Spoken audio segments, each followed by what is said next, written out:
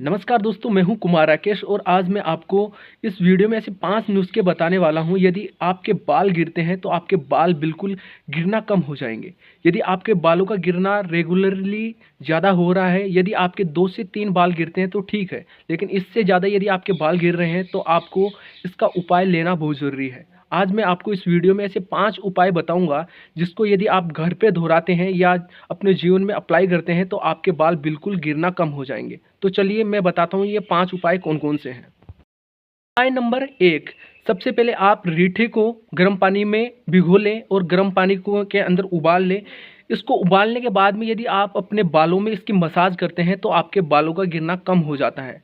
ये आपके लिए एक रामबाण औषधि साबित हो सकती है, तो आप रीठे का उपयोग कर सकते हैं। रीठा आपके बालों के लिए बहुत ही हेल्पफुल है, आपके बालों का गिरना कम करता है।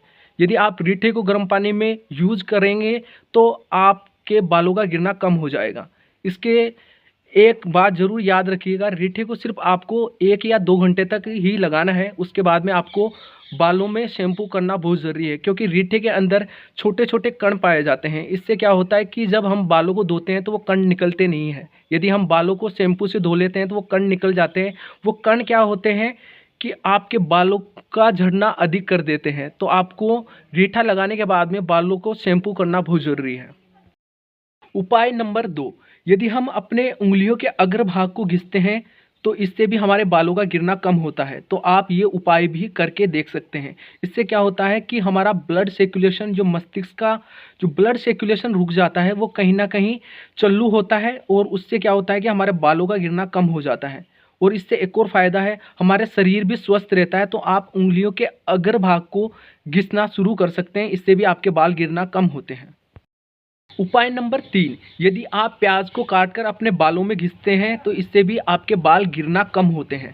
तो आप प्याज को काटकर अपने बालों में घिस सकते हैं, इससे आपके बालों को मजबूती मिलती है, क्योंकि प्याज में सल्फर पाया जाता है और सल्फर हमारे बालों के लिए बहुत ही अच्छा होता है। तो आप प्याज को काटकर अपने बालों में घिस सकते हैं। प्याज के रस को आपको एक कटोरी में ले लेना है। कटोरी में लेकर उससे क्या करना है, अपने बालों की मसाज करनी है। इससे क्या होता है कि हमारे बालों को मजबूती मिलती है। तो आप प्याज का रस भी यूज कर सकते हैं।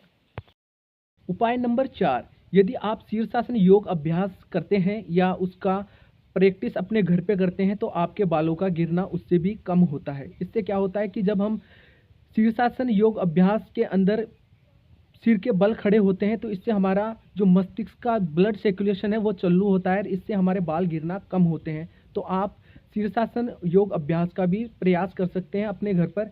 इससे क्या होगा कि आपके बालों का गिरना कम हो जाएगा। तो आप शीर्षासन योग अभ्यास भी कर सकते हैं। उपाय नंबर 5, यदि आप शैम्पू और कंडीशनर यूज करते हैं तो आपके बालों का गिरना कम हो जाता है, क्योंकि हमारे बालों में क्या होता है, डैंड्रफ होता है। डैंड्रफ साबुन से निकलता नहीं है बल्कि उससे ज़्यादा आता है। तो आप शैम्पू और कंडीशनर का यूज़ करते हैं तो उससे क्या होता है कि आपका डैंड्रफ निकल जाता है। डैंड्रफ के कारण हमारे सिर में खुजली चलती है। खुजली के कारण क्या होता है कि हमारे बाल निकलना शुरू हो जाते हैं। तो आप कंडीशनर और शैम्पू का भी यूज़ कर सकते हैं। इसके अलावा यदि आप अपने मस्तिष्क को यूँ घिसते हैं, दिन में 2 से 3 बार, 3 से 4 बार यदि आपके मस्तिष्क को ऐसे घिसा जाता है तो आपके बाल भी गिरना कम हो जाते हैं। इसके अलावा आप गर्दन को पीछे से भी इस तरीके से घिस सकते हैं। इससे क्या होगा कि आपके बालों का गिरना कम हो जाता है। तो आप ये उपाय भी करके देख सकते हैं। इस साथ मैं अपने इस वीडियो को यहीं समाप्त करता हूं और बताइएगा कि ये 5 नुस्खे आपको कैसे लगे। यदि आपको ये पाँचों नुस्खे असरदार लगते हैं तो आप मुझे कमेंट करके बता सकते हैं। साथ ही चैनल को सब्सक्राइब कीजिएगा, लाइक कीजिएगा और कमेंट कीजिएगा। यदि आपको बालों के झड़ने की समस्या पर एक और वीडियो चाहिए तो आप मुझे कमेंट करके बता सकते हैं।